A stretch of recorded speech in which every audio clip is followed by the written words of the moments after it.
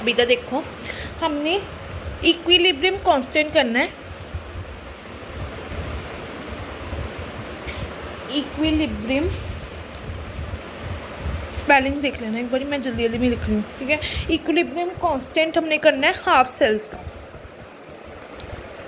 Half sales का, ठीक है। अब देखो इक्विलिब्रियम कांस्टेंट करना है मैंने हाफ सेल का। हाफ सेल के होते एक कैथोड होता है, एक तो हमारे पास, एक हमारे पास एनोड होता है, ठीक है, ठीक है, ठीक है। इक्विलिब्रियम कांस्टेंट हम टॉपिक कर रहे हैं, हाफ सेल्स होते हैं।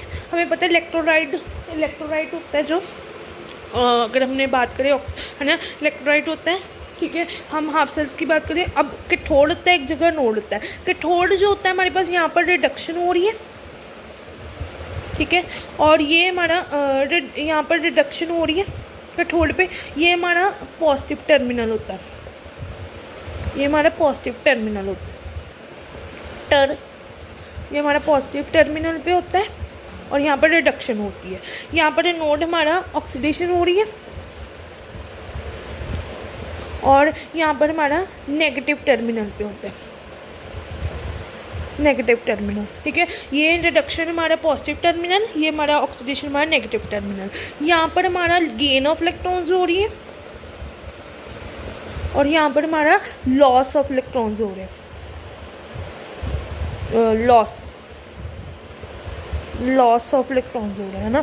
ये हम अभी तक हमने ये पढ़ा, ठीक है। ये अब हमने equilibrium constant of half cells करनी है, ठीक है। इक्विलिब्रियम कांस्टेंट पढ़े थे जिसमें हाफ सेल्स होता है, कैथोड में रिडक्शन हो रही है, पॉजिटिव टर्मिनल में गेन ऑफ इलेक्ट्रॉन्स हो रही है, ऑक्सीडेशन में एनोड पे ऑक्सीडेशन हो रही है, मतलब negative terminal loss of electrons हो रही है, ठीक है। अब इसमें क्या है कि ये सब्सटेंस हमारा रिड्यूस्ड कर रहा है क्योंकि इसमें गेन हो रहा है, रिड्यूस्ड हो रहा है, गेन ऑफ इलेक्ट्रॉन्स हो रही है। यहाँ पर हमारा ऑक्सीडाइज हो रहा है, ऑक्सीडाइज हो रहा है, ठीक है।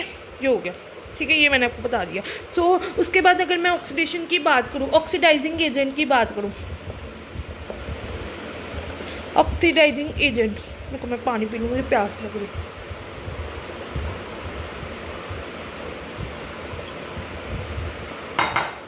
ऑक्सीडाइजिंग एजेंट वो होते हैं जो सेप्ट करते हैं इलेक्ट्रॉन्स को, ठीक है।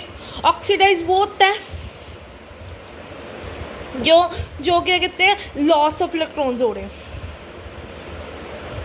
लॉस ऑफ इलेक्ट्रॉन्स हो रहे हैं, ये देखो, ठीक है। ये देख लो, which can accept the electrons and oxidize वो होते हैं जो लॉस करे इलेक्ट्रॉन्स को। ये भी देख लो कहानी, जहाँ पर रिडक्शन हो रही है वहाँ पॉजिटिव टर्मिनल आता है, यहाँ पर गेन हो रहा है, वहाँ पर ऑक्सीडेशन हो रही है तो नेगेटिव टर्मिनल आता है, लॉस ऑफ इलेक्ट्रॉन्स हो रहा है, ऑक्सीडाइज हो रहा है, ठीक है। अब उसके बाद रिड्यूसिंग एजेंट में मैंने आपको बता दिया, रिड्यूसिंग एजेंट में जहाँ पर next is reducing agent. Reducing agent में वहाँ पर जहाँ पर क्या कहते हैं, गेन ऑफ इलेक्ट्रॉन्स हो रहा है, गेन ऑफ इलेक्ट्रॉन्स हो रहा है, गेन ऑफ इलेक्ट्रॉन्स हो रहा है। तो उसके बाद ऑक्सीडेशन पोटेंशियल पे मैंने आपको बताया लॉस हो रही है इलेक्ट्रॉन्स को, रिडक्शन पोटेंशियल पे गेन हो रहे हैं इलेक्ट्रॉन्स को, ये आपको पता लगे, ये मैंने आपको पूरी कहानी बता दी। अब हम हाफ सेल की बात करें, ये मैंने आपको इंट्रोडक्शन इसकी बता दी। अब इसकी हाफ सेल की एग्जाम्पल देखो, हाफ सेल की एग्जांपल देखो, जेड जिंक ले लिया, zinc solid plus copper 2 plus electrolyte give rise to zinc 2 plus electrolyte plus copper. ये रिएक्शन बनी, जिंक सॉलिड इलेक्ट्रोलाइट में कॉपर 2 प्लस हो गया, यहाँ पर जिंक ये इलेक्ट्रोलाइट जिंक 2 प्लस हो गया और ये कॉपर मेटल हो गया। अब केपी की वैल्यू अगर मैं इक्विलिब्रियम कांस्टेंट की बात करूँ, प्रोडक्ट ओवर रिएक्टेंट होता है, ये पता है आपको, प्रोडक्ट ओवर रिएक्टेंट होता है। अब इसमें प्रोडक्ट की वैल्यू डालो, ये आपका प्रोडक्ट हो गया, तो ये डालो जिंक 2 प्लस, यहाँ पर कॉपर आ जाएगा, ये आपकी प्रोडक्ट की वैल्यू आ गई। ये ये पी प्रोडक्ट होता है, आर रिएक्टेंट होता है, याद रखना। उसके बाद ये ऊपर प्रोडक्ट की वैल्यू डाल दी, नीचे रिएक्टेंट की वैल्यू डालो, ये रिएक्टेंट की वैल्यू है ऊपर वाली, ये ऊपर वाली रिएक्टेंट की वैल्यू है जिंक सॉलिड में जो, और कॉपर 2 प्लस हो गया, ठीक है। ये आपको पता लग गया, ठीक है। क्या किया हमने, जिंक सॉलिड है, यहाँ पर रिएक्शन देखो, जिंक सॉलिड है प्लस कॉपर 2 प्लस है, और जिंक 2 प्लस और कॉपर प्लस कॉपर है। यहाँ पर प्रोडक्ट ओवर रिएक्टेंट हो गया, प्रोडक्ट की वैल्यू ऊपर डाल दी, रिएक्टेंट की वैल्यू नीचे डाल दी। अब देखो यहाँ पर, अब यहाँ पर ये आ गया,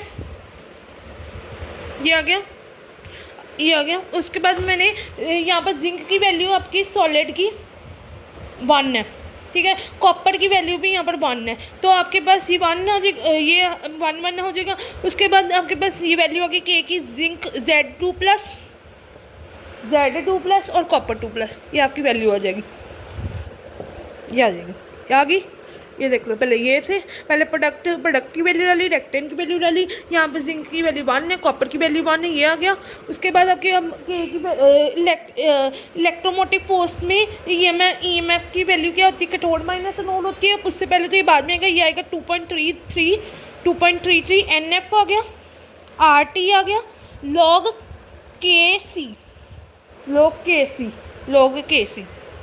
log Kc ये आ गया। अब आपके पास जो EMF की वैल्यू क्या होती है, इक्वल टू क्या कहते हैं, रिडक्शन माइनस L का मतलब ऑक्सीडेशन, ठीक है। अब जो ये हो गया cathode minus EC minus EA means cathode minus anode, cathode पे क्या होती है रिडक्शन, पॉजिटिव टर्मिनल, और एनोड पे क्या होती है ऑक्सीडेशन, जिसमें negative terminal, cathode minus anode हो गया।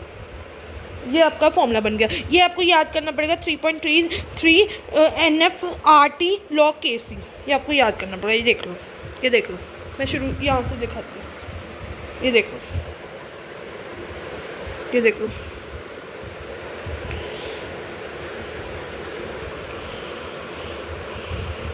मोस्टली आपको एक तो ई सेल की वैल्यू आपको याद करनी पड़ेगी, जो 2.33 NF RT log Kc, ये वैल्यू आपको एक याद करनी पड़ेगी, ठीक है। अब उसके बाद आपको एक तो ये वैल्यू आपको याद करनी पड़ेगी, ठीक है। दूसरी आपको ई सेल इलेक्ट्रोमोटिव फोर्स में, जब मैं आपको कह रही हूँ कैथोड माइनस एनोड करते हैं, EC माइनस EA मीन्स यहाँ पर C मतलब कैथोड होता है, A मतलब एनोड होता है। यहाँ पर रिडक्शन हो रही है, यहाँ पर ऑक्सीडेशन हो रही है, मतलब यहाँ पर गेन कर रहे हैं इलेक्ट्रॉन्स को, यहाँ पर लूज कर रहे हैं इलेक्ट्रॉन्स को, ठीक है। ये कैथोड माइनस एनोड होता है, और ये आपको वैल्यू याद करनी पड़ेगी, ठीक है। जब भी इलेक्ट्रोमोटिव फोर्स निकालना है तो कैथोड माइनस एनोड करोगे, और फिर ये वाली वैल्यू आपको याद करनी पड़ेगी, ई सेल की 2.303 NF RT log Kc, ये आपको याद करनी पड़ेगी। ये आपके हम कर रहे हैं equilibrium constant of the half cell reaction, ये देखो।